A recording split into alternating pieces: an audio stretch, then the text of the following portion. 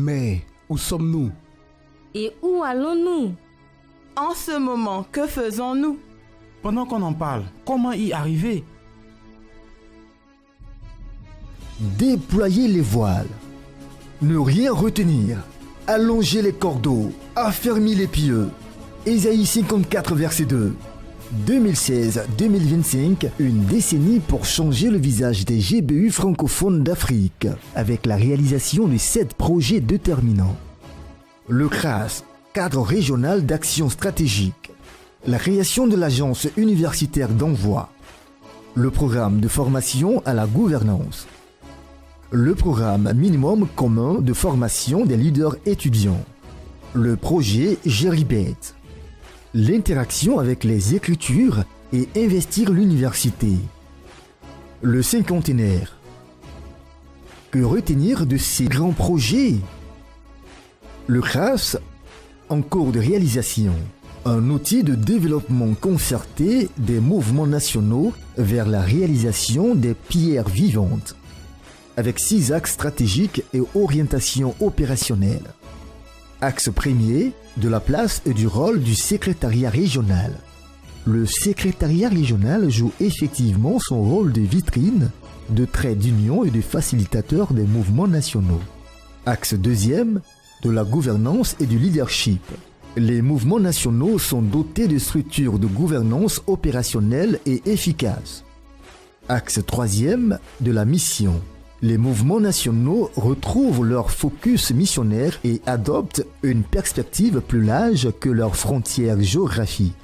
Axe quatrième, de la formation. L'étude biblique et la formation intégrale retrouvent leur centralité dans les mouvements nationaux. Axe cinquième, du soutien financier de l'œuvre. Les mouvements de la région francophone sont financièrement viables et autonomes. Axe sixième, de l'impact durable des GBU sur la société. Les intellectuels chrétiens de l'Afrique francophone assument un engagement prophétique en relation avec les débats et les grandes questions de société. En cours de création, une agence universitaire d'envoi pour répondre à un déficit missionnaire manifeste au sein des GBU francophones et au-delà.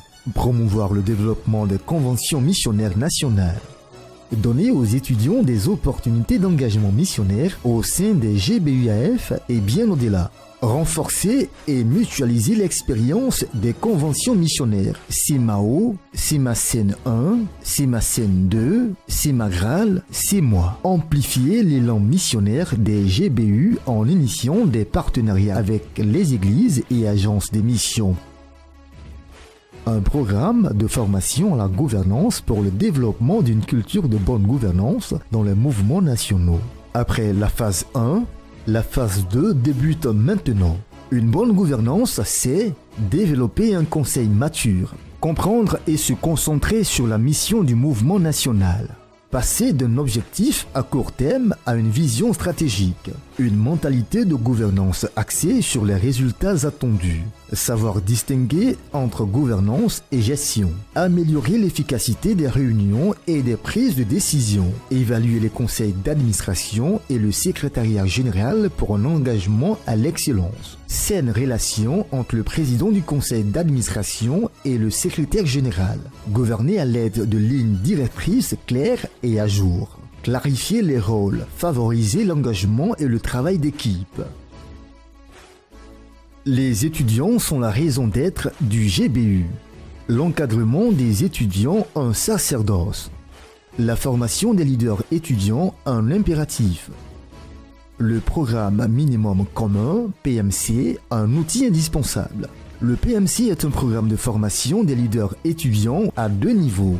Entrée en vigueur dès l'année académique 2016-2017, niveau 1, la gestion d'une cellule, le leadership stratégique, personnel et exécutif, la maîtrise de la vision et des activités cardinales du GBU.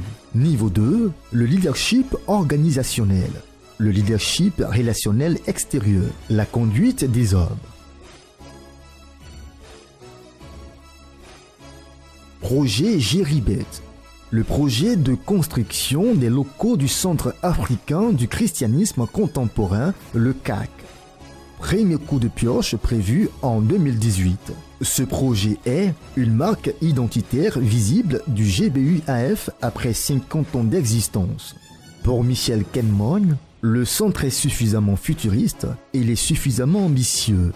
Il arrive à un moment suffisamment opportun de l'histoire du christianisme où tout le monde constate l'émergence de l'Église africaine et du centre du christianisme qui se déplace progressivement vers l'hémisphère sud. Et donc, l'Afrique a un rôle très important à jouer pour le devenir du christianisme sur le plan mondial et c'est ainsi qu'à mon avis, ce centre doit être fondé sur un argumentaire missiologique qui prend en compte la place de l'Afrique dans le futur du christianisme à l'échelle mondiale.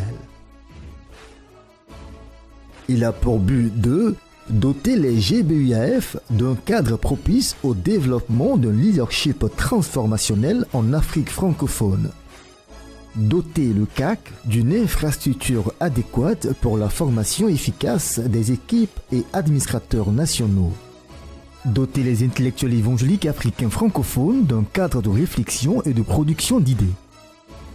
Offrir des installations opérationnelles de moyens standing pour retraites, séminaires et conférences. Ce projet de centre, ça soulève beaucoup de défis. Le premier, c'est qu'en voyant un tel projet, on se dit, mais nous les Africains, nous n'arrivons pas à réaliser. C'est le défi de la dépendance. Le deuxième défi, c'est le défi de la gestion des infrastructures. Le troisième défi, c'est de dire, mais oh, c'est trop grand, c'est colossal. Où est-ce qu'on va trouver l'argent pour faire ça? J'appelle ça le défi de mentalité de pauvreté. Pour un projet nous concernant, nous les Africains, nous voulons que l'Église, les membres des GBF relèvent ce défi pour dire, maintenant nous pouvons nous prendre en charge par rapport au projet qui nous concerne. Pour notre propre développement, nous pouvons relever ce défi de oui, nous sommes capables et nous pourrons le faire. Écrivez l'histoire pour que demain vous puissiez la lire avec joie.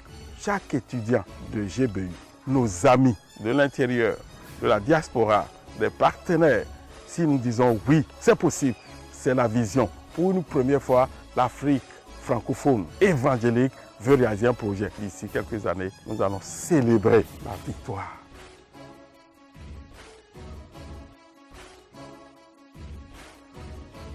Interagir avec les Écritures, c'est bien plus que de simples études bibliques.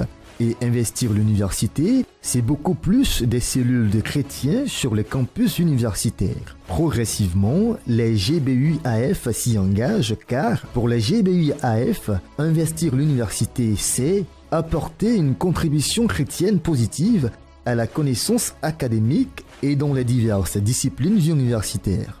Amener la pensée chrétienne à se pencher sur les questions d'ordre éthique, politique à l'université et sur le rôle de l'université dans la société. Appliquer la critique biblique aux idées et idéologies propagées à l'université. Pour les GBUAF, interagir avec les Saintes Écritures, c'est pouvoir vaincre les principales difficultés liées à la conviction et à la motivation de lire et d'étudier la Bible. C'est pouvoir approfondir nos convictions concernant la nature et la raison d'être des Écritures. C'est pouvoir cultiver une attitude d'amour, d'écoute attentive et d'obéissance à la parole de Dieu. Par l'interaction avec les Écritures, l'étudiant ou l'élève doit pouvoir dire « Pour moi, l'interaction avec les Écritures est passée d'une simple activité à un style de vie, et j'aspire à vivre les changements fructueux que la parole de Dieu suscite. Je suis une scientifique. Je veux être convaincu de quelque chose avant de pouvoir y croire. Si quelqu'un m'avait montré un miracle, je ne pense pas que j'y aurais cru. J'ai découvert que toutes les preuves nécessaires pour croire en Jésus se trouvent là, dans la Bible, la parole de Dieu. Pour le cinquantenaire, on inaugure en 2016 à N'Djamena et on clôt en 2019 à Cotonou. Les 50 ans des GBUAF, c'est 3 ans de célébration, c'est 36 mois de commémoration. Célébrer l'initiative et la fidélité de Dieu, le maître de l'œuvre. Reconnaissance et soutien de l'engagement des GBUciens d'hier et d'aujourd'hui co-ouvriers avec Christ. Un regard rétrospectif pour de nouvelles perspectives quant à la raison d'être du mouvement. aux réalités et défis d'une présence cinquantenaire dans les universités francophones en 2016. Succéderont les perspectives pour une présence persuasive et pertinente dans les universités francophones en 2019. C'est donc ça. Kaya, Oui, je vois maintenant.